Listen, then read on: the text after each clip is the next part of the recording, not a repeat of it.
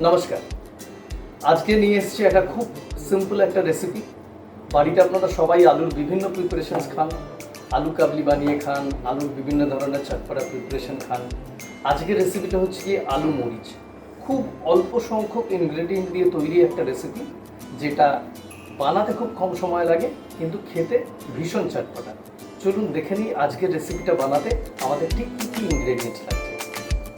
সবার আগে আমার লাগছে সর্ষের তেল, কালো জিরে, ডুমো ডুমো করে কেটে রাখা আলু, সল্ট, আদা কুচি, কাঁচা লঙ্কা কুচি, গোলমরিচের গুঁড়ো, লেবুর রস, ধনেপাতা কুচি।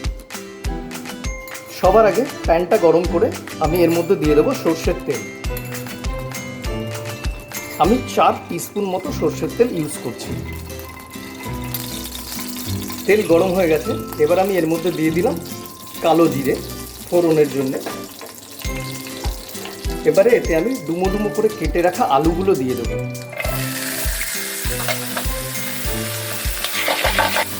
এবারে আমি এতে দেবো পরিমাণ মতো সল্ট, দিয়ে আলুটাকে আমি একটু ভাজা ভাজা করে নেব।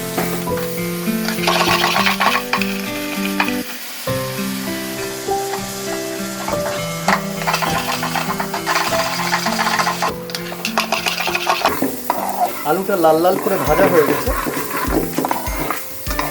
এবারে এর আঁচটাকে আমি একটু কমিয়ে দেবো, দিয়ে এর মধ্যে আমি দেবো আদা কুচি,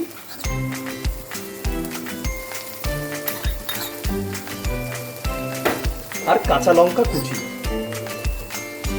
আমি এখানে একটা কাঁচা লঙ্কা কুচি দিচ্ছি, আপনারা যে যেরকম ঝাল খান সেই পরিমাণ মতো দেবেন।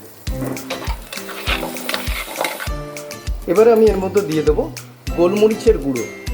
এটা যেহেতু আলু মরিচ, তো মরিচের পরিমাণটা একটুখানি বেশি থাকবে। আর এবার আমি দেব লেবুর রস। আপনারা চাইলে তেঁতুলের জলও দিতে পারেন, তেঁতুল গোলা জলও দিতে পারেন। আমি এখানে লেবুর রস ইউজ করছি।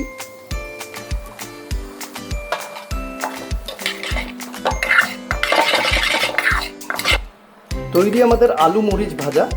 এর মধ্যে আমি দিয়ে দেবো একটু ধনেপাতা কুচি, দিয়ে এটা পরিবেশন করব গরম গরম ভাতের সাথে।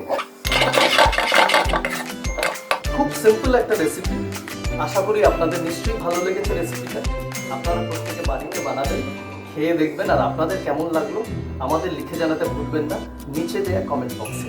সবাই ভালো থাকবেন, অন্য কেউ ভালো রাখবেন। নমস্কার।